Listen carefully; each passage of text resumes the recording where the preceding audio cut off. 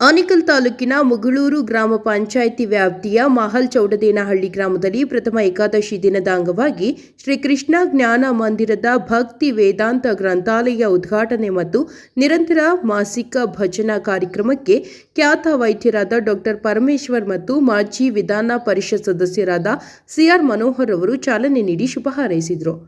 ಇನ್ನು ಸಂಜೆ ಆರಂಭವಾದ ಕಾರ್ಯಕ್ರಮದಲ್ಲಿ ಭಜನಾ ಮಂಡಳಿಗಳ ಸದಸ್ಯರು ಭಕ್ತಿ ಗೀತೆಗಳನ್ನು ಹಾಡಿ ಭಕ್ತರನ್ನು ಭಕ್ತಿ ರಸದಲ್ಲಿ ತೇಲಿಸಿದರು. ಇದೇ ವೇಳೆ ಇಸ್ಕಾನ್ ಯೂತ್ ಸಂಘದ ಸದಸ್ಯರು ಭಗವದ್ಗೀತೆ ಪಠಣ, ಹರಿನಾಮ ಸಂಕೀರ್ತನೆ ಹಾಗೂ ಆಧ್ಯಾತ್ಮಿಕ ಉಪನ್ಯಾಸಗಳನ್ನು ನಡೆಸಿಕೊಟ್ರು. ಇನ್ನು ಕಾರ್ಯಕ್ರಮದಲ್ಲಿ ಆನೇಕಲ್ ತಾಲೂಕು ಪಂಚಾಯಿತಿ ಮಾಜಿ ಅಧ್ಯಕ್ಷರಾದ ಮುರಳೀಕೃಷ್ಣ, ಮುಖಂಡರಾದ ಕೃಷ್ಣಪ್ಪ, ವೆಂಕಟೇಶಪ್ಪ, ಬಾಲರಾಜು, ಪಿ ಕೃಷ್ಣ, ನಾಗೇಂದ್ರ, ನಂಜುಂಡಪ್ಪ, ಬಾಬು, ಮಣಿ, ವನಂಟಿ, ನಾರಾಯಣಸ್ವಾಮಿ, ಶ್ರೀನಿವಾಸ್, ಬಿ ವೆಂಕಟೇಶ್, ಉಮಾದೇವಿ, ಡಾಕ್ಟರ್ ರಾಧಿಕಾದೇವಿ, ಪರಶಿವದಾಸ್, ಭೀಮಾಚಾರಿ ಹಾಗೂ ಮತ್ತಿತರರು ಹಾಜರಿದ್ದರು.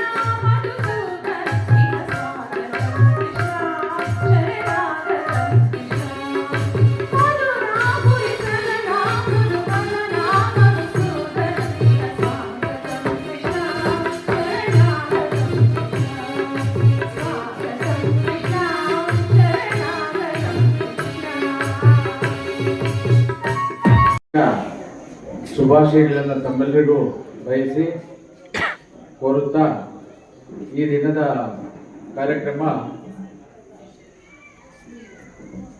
ನಿರಂತರ ಭಜನೆ. ಇದು ಹೊಸದೇನಲ್ಲ. ಈ ಊರಿನಲ್ಲಿ ನಮ್ಮ ಪುರಾತನ ಕಾಲದಿಂದಲೂ ಭಜನೆಯನ್ನ ಊರೆಲ್ಲ ಸುತ್ತಿ ಆಡ್ತಾ ಇದ್ರು. ಅದು ಕೆಲವು ಸ್ವಲ್ಪ ವೀಕ್ ಆಗಿರೋದಕ್ಕೆ ಮತ್ತೆ ರೀಚಾಲನೆ ಮಾಡಬೇಕು ಅಂತೇಳಿ ನಿಮ್ಮ ಪುರೋಹಿತರು ಕೇಳಿದಾಗ ಅದಕ್ಕೊಂದು ಭಕ್ತಿಪೂರ್ವಕ ಸಮರ್ಪಣೆ ಏನೋ ಒಂದು ಮಾಡಬೇಕು ಅನ್ನಿಸ್ತು. ಅದರ ಉದ್ದೇಶವಾಗಿ ಇವತ್ತು ನಾವೆಲ್ಲರೂ ಬಂದಿರೋದು ತುಂಬ ಸಂತೋಷವಾಗ್ತಾ ಇದೆ.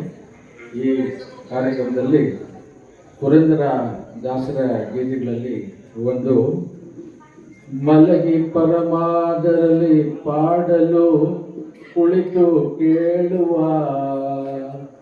ಕುಳಿತು ಪಾಡಲು ನಿಲ್ಲುವ, ನಿಂತರೆ ನಲಿವ, ನಲಿದರೆ ಒಲವ, ಶ್ರೀ ಪುರಂದರ ವಿಠಲ.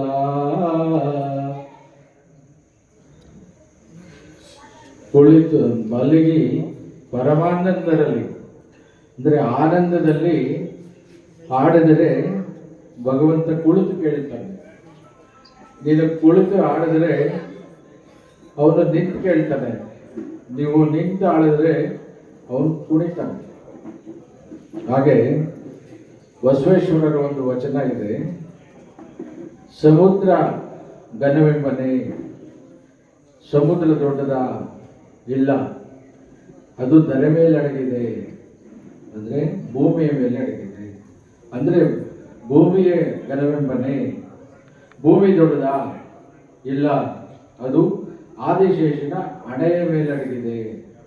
ಹಾಗಿದ್ರೆ ಆದಿಶೇಷ ಘನವೆಂಬನೆ, ಆದಿಶೇಷ ದೊಡ್ಡವನ ಇಲ್ಲ, ಅದು ಪಾರ್ವತಿಯ ಕಿರುಕುಣಿಗೆಯ ಮುದ್ರೆ, ಅಂದರೆ ಪಾರ್ವತಿಯ ಬೆರಳಿನ ಒಂದು ಮುದ್ರೆ ಅಷ್ಟೇ ಅದು.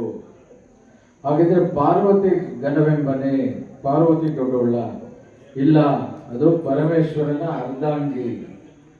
ಹಾಗಿದ್ರೆ ಪರಮೇಶ್ವರ ಘನವೆಂಬನೆ, ಪರಮೇಶ್ವರ ದೊಡ್ಡವನ ಇಲ್ಲ, ಅವನು ತನ್ನ ಭಕ್ತರ ಮನದ ಕೊನೆಯ ಮೇಲೆ ಅಡಗಿರ್ತಾನೆ.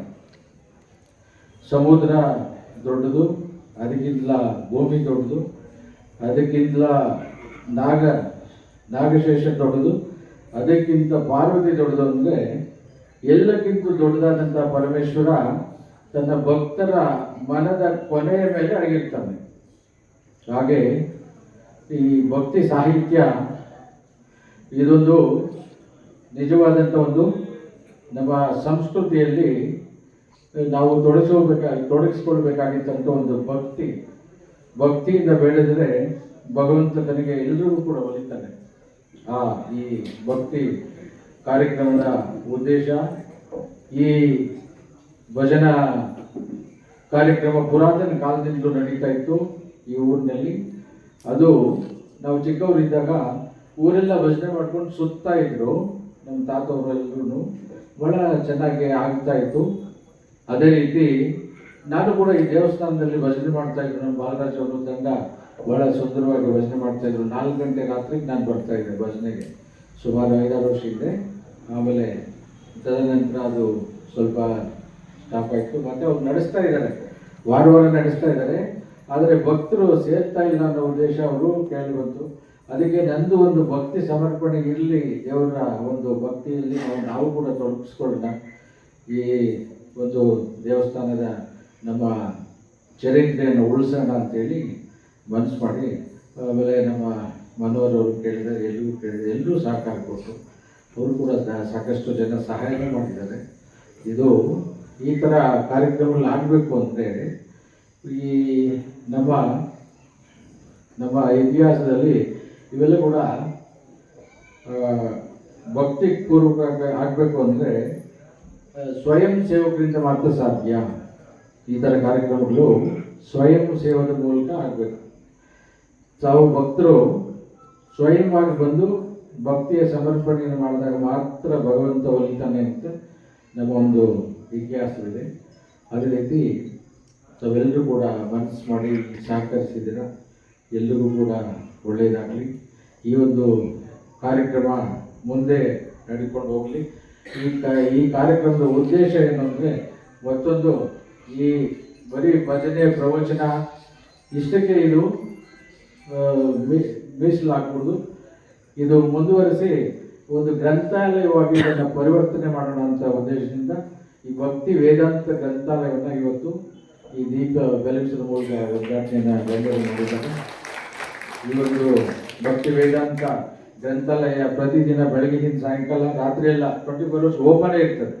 ಇಲ್ಲೇ ಲೈಟಿಂಗ್ ಇದೆ, ಇಲ್ಲಿ ಸೌಕರ್ಯ ಕೂತ್ಕೊಳ್ಳೋಕೆ ಸೀಟಿಂಗ್ ಇದೆ. ದಯವಿಟ್ಟು ಈ ಗ್ರಂಥಾಲಯವನ್ನು ಉಪಯೋಗಿಸ್ಕೊಂಡು ಜ್ಞಾನವನ್ನು ಬೆಳೆಸ್ಕೊಂಡು ದೇವರ ಒಂದು ನಾಮಸ್ಮರಣೆ, ಈ ದೇವರ ಬಗ್ಗೆ ಒಂದು ಚಿಂತನೆ, ಒಂದು ಜ್ಞಾನವನ್ನು ತಾವೆಲ್ಲರೂ ಬೆಳೆಸ್ಕೊಂಡು ಇದರ ಸದುಪಯೋಗವನ್ನು ಬಳಸ್ಕೊಳ್ಳಿ ಅಂತೇಳಿ ಉದ್ದೇಶದಿಂದ ಈ ಗ್ರಂಥಾಲಯಗಳನ್ನು ಮಾಡಿದ್ದೇವೆ. ಇಸ್ಕಾನ್ನಿಂದ ಸುಮಾರು ಇವತ್ತು ಭಕ್ತರು ಇಲ್ಲಿ ಬಂದಿದ್ದಾರೆ. ಅವರು ಕೂಡ ಪ್ರತಿ ತಿಂಗಳು ಊರೆಲ್ಲ ಮೆರವಣಿಗೆ ಮಾಡುವ ಮೂಲಕ ಭಜನಾ ಕಾರ್ಯಕ್ರಮವನ್ನು ಮಾಡಿಸ್ಕೊಡ್ತೀವಿ ಅಂತೇಳಿ ಕೂಡ ಹೇಳಿದ್ದಾರೆ. ಈ ಒಂದು ಕಾರ್ಯಕ್ರಮಕ್ಕೆ ತಂಡವಾಗಿ ಭಜನೆಯನ್ನು ಮಾಡಲಿಕ್ಕೆ ಮೊದಲಿಗೆ ನಮ್ಮ ಬಾಲರಾಜ್ ತಂಡ ಬಂದವರಿಗೆಲ್ಲರಿಗೂ ಕೂಡ ಸುಸ್ವಾಗತವನ್ನು ಕೋರ್ತೇನೆ.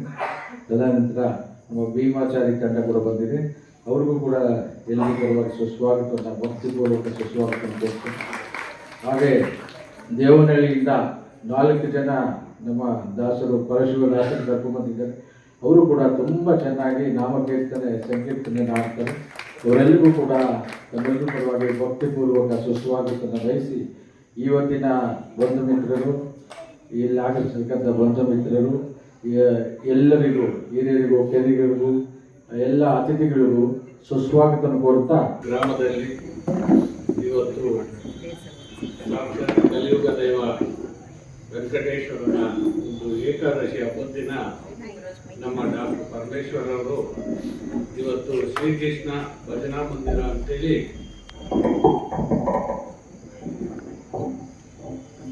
ಒಂದು ಧಾರ್ಮಿಕ ಭಜನಾ ಕಾರ್ಯಕ್ರಮವನ್ನು ಇವತ್ತು ಪ್ರಾರಂಭ ಮಾಡಿರ್ತಾರೆ. ಈ ಒಂದು ಭಜನಾ ಕಾರ್ಯಕ್ರಮ ನಾವು ಚಿಕ್ಕ ಮಕ್ಕಳಿದ್ದಾಗಲಿಂದಲೂ ನಮ್ಮ ವೇಣುಗೋಪಾಲ ಸ್ವಾಮಿ ದೇವಾಲಯದಲ್ಲಿ ನಿರಂತರವಾಗಿ ನಡೀತಾ ಇತ್ತು.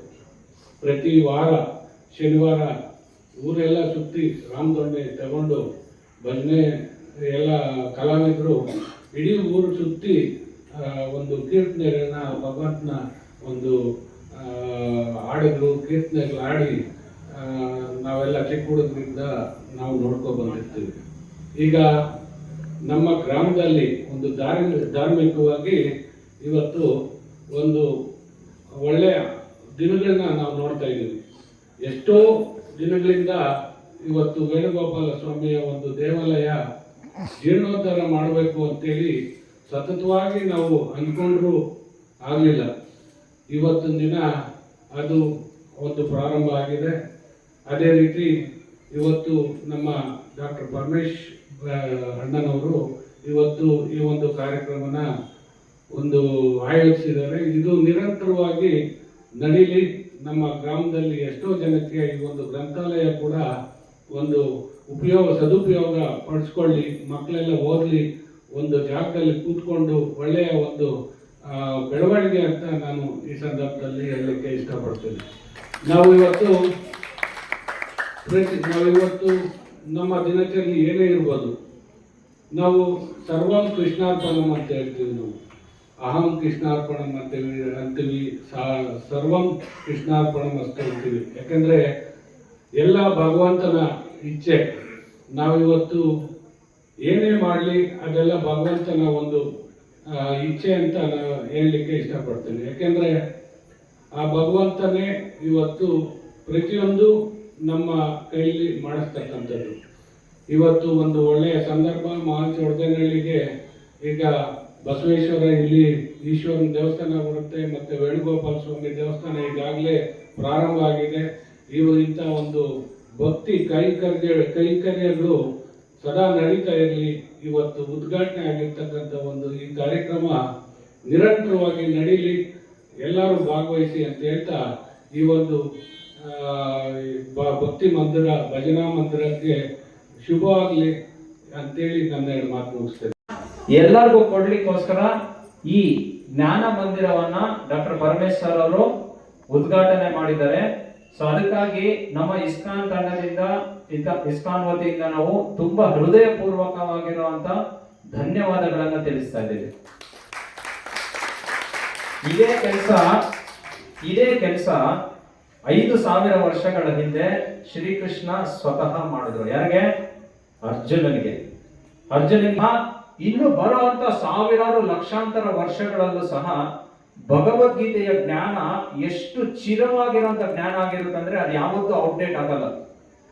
ನಮ್ಮ ಸೈಂಟಿಸ್ಟ್ಗಳು ನಮ್ಮ ಪುಸ್ತಕಗಳಲ್ಲಿ ಏನಾದ್ರು ಜ್ಞಾನ ಇದ್ರೆ ಏನಾಗುತ್ತೆ, ಅದು ವರ್ಷ ಇಲ್ಲ ಒಂದು 3 ವರ್ಷ 4 ವರ್ಷಕ್ಕೊಂದ್ಸಲ ಅಪ್ಡೇಟ್ ಮಾಡ್ತಾರೆ.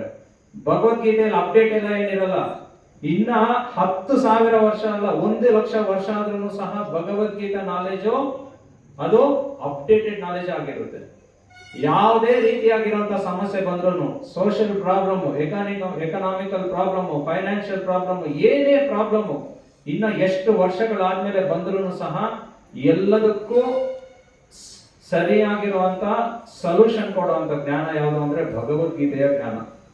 ಸೊ ಇಂತಹ ಭಗವದ್ಗೀತೆ ಜ್ಞಾನವನ್ನ ಸುಮಾರು ಅಂದ್ರೆ 145 ಭಾಷೆಗಳಲ್ಲಿ ಅನುವಾದವನ್ನ ಮಾಡಿ ಇಸ್ಕಾನ್ ಸಂಸ್ಥಾಪಕಾಚಾರ್ಯರಾಗಿರುವಂತಹ ಭಕ್ತಿ ವೇದಾಂತ ಶ್ರೀಲ ಪ್ರಭುಪಾದರು 145 ಭಾಷೆಗಳಲ್ಲಿ ಅನುವಾದ ಮಾಡಿ ಇವತ್ತು ಇಡೀ ಪ್ರಪಂಚದಾದ್ಯಂತ ಈ ಭಗವದ್ಗೀತೆಯ ಜ್ಞಾನವನ್ನು ಓದಿ ಅದರಿಂದ ಕೋಟ್ಯಾಂತರ ಜನ ಭಕ್ತರಾಗಿದ್ದಾರೆ. ನೀವು ಇಸ್ಕಾನ್ ಸಂಸ್ಥೆಯಿಂದ ನೀವು ನೋಡಿದ್ರೆ, ನೀವು ಯಾವ ದೇಶಕ್ಕಾದ್ರೂ ಹೋಗಿ, ನೀವು ಅಮೆರಿಕಾಗೆ ಹೋಗ್ತೀರಾ, ರಷ್ಯಾಗೆ ಹೋಗ್ತೀರಾ, ಜಪಾನ್ಗೆ ಹೋಗ್ತೀರಾ, ಜರ್ಮನಿಗೆ ಹೋಗ್ತೀರಾ, ನೀವು ಎಲ್ಲಾದ್ರೂ ಹೋಗಿ, ಎಲ್ಲಿ ಹೋದ್ರೂ ಸಹ ಈ ಭಗವದ್ಗೀತೆ ಜ್ಞಾನವನ್ನ ಓದೋ ಅಂತ ಭಕ್ತರಿದ್ದಾರೆ. ಅದು ಭಗವಂತ ಕೊಟ್ಟಿರುವಂತ ಜ್ಞಾನ ಹೇಗಿರುತ್ತೆ ಅಂದ್ರೆ ಆ ಜ್ಞಾನಕ್ಕಿಂತ ಮಿಂಚಿರುವಂತ ಜ್ಞಾನ ಇನ್ನೊಂದಿರಲ್ಲ. ಯಾಕೆ ಅಂದ್ರೆ ಈ ಜ್ಞಾನ, ಭಗವದ್ಗೀತೆ ಜ್ಞಾನ ಸಾಕ್ಷಾತ್ ಭಗವಂತನ ಬಾಯಿಂದ ನುಡಿಗಳಾಗಿ ಬಂದಿರುವಂತದ್ದು. ಸೊ ಅಂತಹ ಒಂದು ಭಗವದ್ಗೀತೆ ಜ್ಞಾನವನ್ನ ಪ್ರತಿಯೊಬ್ಬರಿಗೂ, ಪ್ರತಿ ಊರಲ್ಲೂ, ಪ್ರತಿ ಹಳ್ಳಿಯಲ್ಲೂ ಹಂಚೋದಕ್ಕೆ ನಾವು ಪ್ರಯತ್ನ ಮಾಡ್ತಾ ಇರ್ತೀವಿ ಸತತವಾಗಿ. ಸೊ ಅಂತಹ ಒಂದು ಪ್ರಯತ್ನ ನಾವು ಮಾಡುವಾಗ, ಯಾವಾಗ ಈ ರೀತಿ ನಮ್ಮ ಪರಮೇಶ್ವರ್ ಸರ್ ಅವರು, ಮನೋಹರ್ ಸರ್ ಅವರು ನಿಮ್ಮೂರಿನಲ್ಲಿ ಇರುವಂತ ಎಲ್ಲ ಗ್ರಾಮಸ್ಥರು ನೀವೆಲ್ಲ ಸೇರಿ ಯಾವಾಗ ಇಂತ ನಾವು ನಿಮ್ಗೆ ಸಹಾಯ ಮಾಡ್ತೀವಿ. ಪರಮೇಶ್ವರ್ ಸರ್ ನಮ್ಗೆ ಹೇಳ್ತಾ ಇದ್ರು, ನಮ್ಮೂರಲ್ಲಿ ಜ್ಞಾನ ಮಂದಿರ ಮಾಡ್ತಾ ಇದೀವಿ ಸ್ವಾಮಿ, ನೀವು ಬನ್ನಿ, ನೀವು ಬಂದು ನೀವು ಸ್ವಲ್ಪ ಆ ಜ್ಞಾನ ಮಂದಿರದಲ್ಲಿ ನಿಮ್ಮ ಪುಸ್ತಕಗಳನ್ನ ಕೊಡಿ, ನೀವು ಎಲ್ಲರಿಗೂ ಜ್ಞಾನ ಕೊಡಿ ಅಂತ ಹೇಳಿದಾಗ ನಮ್ಗೆ ತುಂಬಾ ಆನಂದ ಅನಿಸ್ತದೆ. ಯಾಕೆ ಅಂದ್ರೆ ಈ ರೀತಿಯಾಗಿರುವಂತ ಕೆಲಸ ಏನು ಭಗವಂತನಿಗೆ ಸಂಬಂಧಪಟ್ಟಿರುವಂತ ಸೇವೆ ಕೆಲಸ ಎಲ್ಲರೂ ಮಾಡಕ್ಕಾಗಲ್ಲ. ಸೊ ಇದಕ್ಕೆ ಯಾರಿಗೋ ಒಬ್ರಿಗೆ ಬರುತ್ತೆ. ಸೊ ಆದ್ರೆ ನಾವು ರಿಕ್ವೆಸ್ಟ್ ಮಾಡೋದೇನಂದ್ರೆ ಪ್ರತಿಯೊಬ್ಬರಿಗೂ ಸಹ ಈ ಭಗವಂತನಿಗೆ ಸೇವೆ ಮಾಡಬೇಕು, ಭಗವಂತನ ನಾಮಸ್ಮರಣೆ ಮಾಡಬೇಕು, ಭಗವಂತನ ಜ್ಞಾನ ಎಲ್ಲರಿಗೂ ಸಿಗ್ಬೇಕು ಅಂತ ನಾವು ಎಲ್ಲರೂ ಒಂದೊಂದು ಕೈ ಹಾಕ್ಬೇಕು. ನಮ್ಮ ಕಡೆಯಿಂದ ನಾವು 100% ಯಾವಾಗ್ಲೂ 24/7 365 ದಿನ ರೆಡಿಯಾಗಿರ್ತೀವಿ. ನೀವು ಎಲ್ಲಿ ಯಾರಿಗೆ ಭಗವದ್ಗೀತೆ ಹೇಳ್ಕೊಡ್ಬೇಕು ಅಂದ್ರೂ ನಾವು ಬರ್ತೀವಿ. ಎಲ್ಲಿ ನಿಮ್ಗೆ ಹರಿನಾಮ ಸಂಕೀರ್ತನೆ ಮಾಡ್ಬೇಕು ಅಂತ ಹೇಳಿ ನಾವು ಬಂದು ಹರಿನಾಮ ಸಂಕೀರ್ತನೆ ಮಾಡ್ತೀವಿ. ನಾವೇನ್ ದುಡ್ಡು ಚಾರ್ಜ್ ಮಾಡಲ್ಲ. ಯಾಕೆ ಅಂದ್ರೆ ಈ ಭಗವದ್ಗೀತೆ ಜ್ಞಾನ ಅನ್ನೋದು ಪ್ರತಿಯೊಬ್ಬರಿಗೂ ಸಿಗಬೇಕು ಅನ್ನೋದು ಒಂದೇ ಒಂದು ಆತರ. ಅದು ಯಾವಾಗ ಈ ಜ್ಞಾನವನ್ನ ತಿಳ್ಕೊಳ್ತಾ ಇರ್ತೀವೋ, ಸೊ ಭಗವದ್ಗೀತೆಯಲ್ಲಿ ಕೃಷ್ಣ ಹೇಳ್ತಾರೆ ಏನಂತ, ರಾಜವಿದ್ಯಾ ರಾಜಗುಹ್ಯಂ ಪವಿತ್ರಮಿದಂ ಉತ್ತಮಂ ಪ್ರತ್ಯಕ್ಷವಗಮಂ ಕರ್ಮಂ ಸುಸೂಕಂ ಕರ್ತುಮವ್ಯಯಂ. ಈ ಭಗವಂತ ಕೊಟ್ಟಿರುವಂತ ಈ ಭಗವದ್ಗೀತೆಯ ಜ್ಞಾನ ಇದು ಎಲ್ಲ ವಿದ್ಯೆಗಳ ರಾಜ. ಆಮೇಲೆ ರಾಜಗುಹ್ಯಂ, ಇದು ತುಂಬಾ ಕಾನ್ಫಿಡೆನ್ಷಿಯಲ್, ತುಂಬಾ ಸೀಕ್ರೆಟ್. ಇದು ಯಾವಾಗ ಒಬ್ಬ ಭಕ್ತನಿಂದ ನಾವು ಈ ರೀತಿ ಜ್ಞಾನ ಮಂದಿರದಲ್ಲಿ ಕುತ್ಕೊಂಡು ನಾವು ಓದ್ತೀವಿ, ಆವಾಗ ಅದ್ರ ಸೀಕ್ರೆಟ್ ಗೊತ್ತಾಗುತ್ತದೆ. ಇದನ್ನ ಓದಿದಾದ್ಮೇಲೆ ಏನಾಗುತ್ತೆ, ಈ ಜ್ಞಾನವನ್ನ ಪಡ್ಕೊಂಡಿದ್ದಾದ್ಮೇಲೆ ಏನಾಗುತ್ತೆ, ಸುಸೂಕಂ ಕರ್ತುಮವ್ಯಯಂ, ತುಂಬಾ ಏನು ದಿವ್ಯವಾಗಿರುವಂತ ಆನಂದ ನಮಗ್ ಸಿಗುತ್ತೆ. ನಾವೆಲ್ಲ ಆನಂದಕ್ಕೆಲ್ಲ ಓದಾಡ್ತಾ ಇರೋದು. ಅಂತಹ ಒಂದು ಅದ್ಭುತವಾಗಿರುವಂತ ದಿವ್ಯವಾಗಿರುವಂತ ಜ್ಞಾನ, ಅರ್ಥ ಆಯ್ತಾ?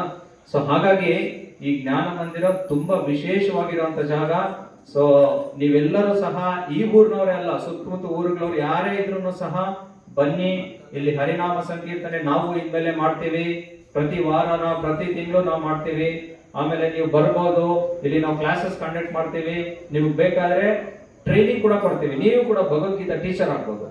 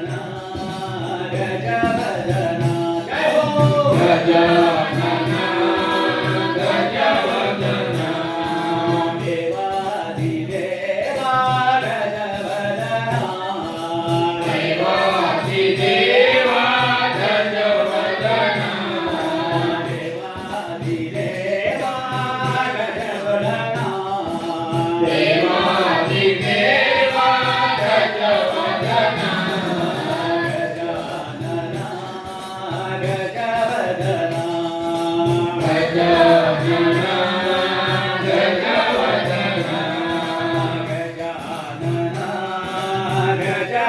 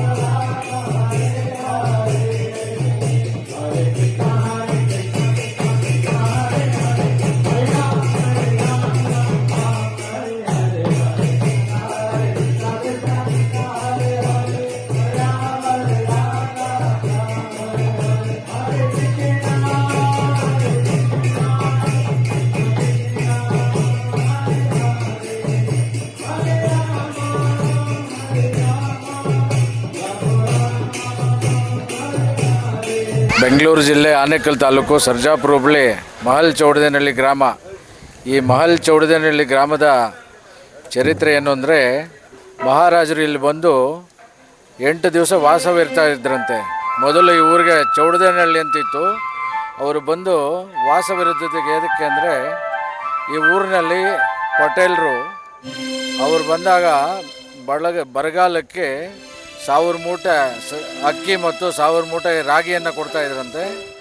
ಆ ಉದ್ದೇಶದಿಂದ ಮಹಾರಾಜರು ಈ ಊರಿನಲ್ಲಿ 8 ದಿವಸಗಳ ಕಾಲ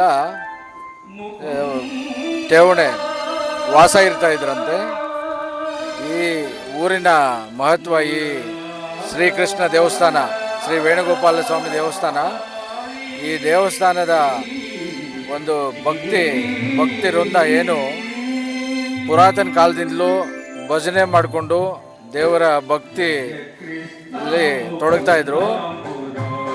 ತದನಂತರ ಸ್ವಲ್ಪ ಅಡಚಣೆಗಳಿಂದ ಅದು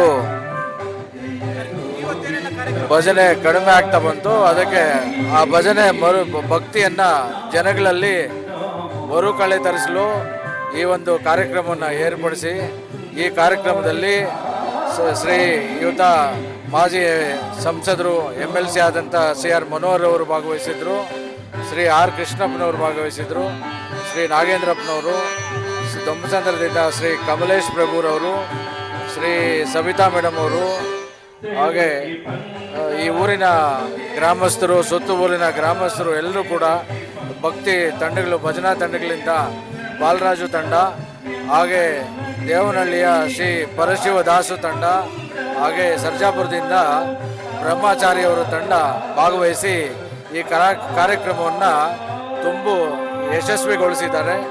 ಅದಕ್ಕೆ ನನ್ನ ಧನ್ಯವಾದಗಳು. ಸೊ ಇವತ್ತು ಮಹಲ್ ಚೌಡದೇನಹಳ್ಳಿ ಗ್ರಾಮದಲ್ಲಿ ನೂತನವಾಗಿ ನಿರ್ಮಾಣವಾಗಿರೋಂಥ ಈ ಜ್ಞಾನ ಮಂದಿರಕ್ಕೆ ನಾವು ಇಸ್ಕಾನ್ ದೊಂಬಸಂದ್ರದ ಭಕ್ತಿ ಕೇಂದ್ರದಿಂದ ನಾವು ಬಂದಿದ್ದೀವಿ. ಸೊ ಇಲ್ಲಿ ಸತತವಾಗಿ ಇನ್ನು ಮುಂದೆ ಈ ಭಗವದ್ಗೀತೆ ಜ್ಞಾನವನ್ನು ಹಂಚಬೇಕು ಅಂತ ಈ ಗ್ರಾಮದ ಜನರು, ಮುಖ್ಯವಾಗಿ ಪರಮೇಶ್ವರ್ ಅವರು ನಿರ್ಧಾರ ಮಾಡಿದ್ದಾರೆ. ಹಾಗೆ ನಾವು ಇಲ್ಲೇ ಹತ್ತಿರದಲ್ಲಿರುವಂಥ ದೊಂಬಸಂದ್ರದಲ್ಲಿ ನಮ್ಮ ಭಕ್ತಿ ಕೇಂದ್ರ ಇರೋದ್ರಿಂದ ನಾವು ಸತತವಾಗಿ ಪ್ರತಿನಿತ್ಯವಾಗಿ ನಾವಿಲ್ಲಿ ಬಂದು ಭಕ್ತಿ ಕೇಂದ್ರದ ಭಕ್ತಿಯ ಚಟುವಟಿಕೆಗಳನ್ನು, ಮುಖ್ಯವಾಗಿ ಭಗವದ್ಗೀತೆ ಜ್ಞಾನ, ಹರಿನಾಮ ಸಂಕೀರ್ತನೆಯನ್ನು ಮಾಡಬೇಕು ಅಂತ ಅಂದ್ಕೊಂಡಿದ್ದೀವಿ. ಹಾಗೆ ಇಲ್ಲಿ ತುಂಬ ಅದ್ಭುತವಾಗಿರುವಂಥ ಒಂದು ಶ್ರೀಕೃಷ್ಣನ ದೇವಾಲಯ ಕೂಡ ನಿರ್ಮಾಣ ಮಾಡಬೇಕು ಅಂತ ಈ ಗ್ರಾಮದ ಮುಖ್ಯಸ್ಥರಾಗಿರುವಂಥ ಪರಮೇಶ್ವರ್ ಅವರು ಮತ್ತು ಮನೋಹರ್ ಸರ್ ಅವರು ಪ್ರಯತ್ನ ಮಾಡ್ತಾ ಇದ್ದಾರೆ. ಸೊ ಈ ಊರಿನ ತುಂಬ ಈ ಭಗವದ್ಗೀತೆ ಕೃಷ್ಣನ ಜ್ಞಾನವನ್ನು ತುಂಬಿಸ್ಬೇಕು ಅನ್ನೋ ಒಂದು ಪ್ರಯತ್ನದಲ್ಲಿ ನಾವು ಕೂಡ ಭಾಗಿಯಾಗಬೇಕು ಅಂತ ನಾವು ಪ್ರಯತ್ನ ಮಾಡ್ತಾ ಇದ್ದೀವಿ. ಇವತ್ತಿನ ಈ ಕಾರ್ಯಕ್ರಮ ಭಕ್ತಿ ವೇದಾಂತ ಗ್ರಂಥಾಲಯದ ಉದ್ಘಾಟನೆ ಹಾಗೂ ನಿರಂತರ ಭಜನಾ ಕಾರ್ಯಕ್ರಮದ ಉದ್ಘಾಟನೆ ಬಹಳ ವಿಜೃಂಭಣೆಯಿಂದ ನಡೆಯಿತು. ಈ ಒಂದು ಉದ್ದೇಶ ಏನು ಅಂದರೆ ಜನಗಳಲ್ಲಿ ಭಜನೆ, ಪ್ರವಚನ ಹಾಗೂ ಭಕ್ತಿ ಮೂಡಿಸುವಂಥ ಕಾರ್ಯಕ್ರಮಗಳು ನಡೆಯುವುದರ ಜೊತೆಗೆ ಜ್ಞಾನವೂ ಕೂಡ ಬೆಳೀಲಿ ಅನ್ನುವ ಉದ್ದೇಶದಿಂದ ಭಕ್ತಿ ವೇದಾಂತ ಗ್ರಂಥಾಲಯವನ್ನು ಕೂಡ ಇಲ್ಲಿ ಓಪನ್ ಮಾಡಿದ್ದೀವಿ. ಓಪನ್ ಲೈಬ್ರರಿ, ಯಾರಾದರೂ ಬಂದು ಒಳಗಡೆ ಬಂದು ಬುಕ್ ತಗೊಂಡು ಓದ್ಬೋದು. ಎಲ್ಲ ಭಕ್ತಿ ವೇದಾಂತ ಪುಸ್ತಕಗಳು, ಕೃಷ್ಣನ ಭಗವದ್ಗೀತೆ ಪುಸ್ತಕಗಳು, ಸಹಸ್ರಾರು ಮಂದಿ ಬರೆದಿರ್ತಕ್ಕಂಥ ಪುಸ್ತಕಗಳು ಇಲ್ಲಿ ದೊರೆಯಲಿದೆ. ದಯವಿಟ್ಟು ನಾಗರಿಕರು, ವಿದ್ಯಾರ್ಥಿಗಳು ಹಾಗೂ ಈ ಊರಿನ ಎಲ್ಲ ಸುತ್ತಮುತ್ತಲಿನ ಎಲ್ಲ ಗ್ರಾಮಸ್ಥರು ಈ ಸದುಪಯೋಗವನ್ನು ಪಡೆದುಕೊಂಡು ಜ್ಞಾನಾರ್ಜನೆಯನ್ನು ಬೆಳೆಸ್ಕೊಂಡು ಈ ಒಂದು ಸ್ಥಳಕ್ಕೆ ಮಹತ್ವವನ್ನು ಕೊಡಬೇಕು ಅಂತೇಳಿ ಈ ಮೂಲಕ ಕೇಳ್ಕೊಳ್ತೇನೆ. ಈ ದಿನ ನಮ್ಮ ಆನೇಕಲ್ ತಾಲೂಕಿನ ಮಹಲ್ ಚೌಡದೇನಹಳ್ಳಿ ಗ್ರಾಮದಲ್ಲಿ ವಿಶೇಷವಾದಂಥ ಪ್ರಭು ಶ್ರೀ ಕೃಷ್ಣ ಪರಮಾತ್ಮ ದೇವಸ್ಥಾನದ ಈ ಒಂದು ಆವರಣದಲ್ಲಿ ನಮ್ಮ ಡಾಕ್ಟರ್ ಪರಮೇಶ್ವರ್ ಅವರು ನೇತೃತ್ವದಲ್ಲಿ ವಿಶೇಷವಾದಂಥ ಒಂದು ಭಜನಾ ಕಾರ್ಯಕ್ರಮ ಮತ್ತು ಶ್ರೀಕೃಷ್ಣ ಜ್ಞಾನ ಮಂದಿರ ಅಂದ್ಬಿಟ್ಟು ಇದನ್ನು ಉದ್ಘಾಟನೆ ಮಾಡಿದ್ರು. ನಮ್ಮ ಮಾಜಿ ಶಾಸಕರು, ಆತ್ಮೀಯರು, ಸಹೋದರ ಅಂತ CR ಮನೋಹರ್ ಅವರು ಮತ್ತು ನಮ್ಮ ಗ್ರಾಮದ ಹಿರಿಯರು ಸೇರಿ ಈ ದಿನ ವಿಶೇಷವಾಗಿ ಉದ್ಘಾಟನೆ ಮಾಡಿದ್ದಾರೆ. ಹಾಗೂ ಹಲವಾರು ಭಜನಾ ತಂಡಗಳು ಈ ದಿನ ನಮ್ಮ ಗ್ರಾಮದಲ್ಲಿ ವಿಶೇಷವಾಗಿ ಭಜನಾ ಕಾರ್ಯಕ್ರಮಗಳನ್ನು ತಿಂಗಳಿಗೊಂದು ಬಾರಿ ನಡೆಸಿಕೊಡಲು ತುಂಬ ವಿಶೇಷವಾಗಿ ಮಾಡೋ ಒಂದು ಕಾರ್ಯಕ್ರಮ ನಮ್ಮ ಗ್ರಾಮದಲ್ಲಿ ಪ್ರತಿ ಶನಿವಾರನೂ ಹಿಂದೆ ಆಗ್ತಿತ್ತು. ಆ ಒಂದು ಪೂರಕವಾಗಿ ಈಗ ತಿಂಗಳಿಗೊಂದು ಬಾರಿ ತುಂಬ ವಿಶೇಷವಾಗಿ ಮಾಡಬೇಕು ಅಂತ ನಮ್ಮ ಡಾಕ್ಟ್ರು ಒಳ್ಳೆ ಯೋಚನೆ ಮಾಡಿದ್ದಾರೆ. ಅವರಿಗೆ ನಮ್ಮ ಗ್ರಾಮದ ಎಲ್ಲ ಯುವಕರು ಗ್ರಾಮಸ್ಥರ ಪೂರ್ತಿ ಸಹಕಾರ ಇರುತ್ತೆ ಅಂತ ಈ ಮೂಲಕ ತಿಳಿಸ್ತೇನೆ.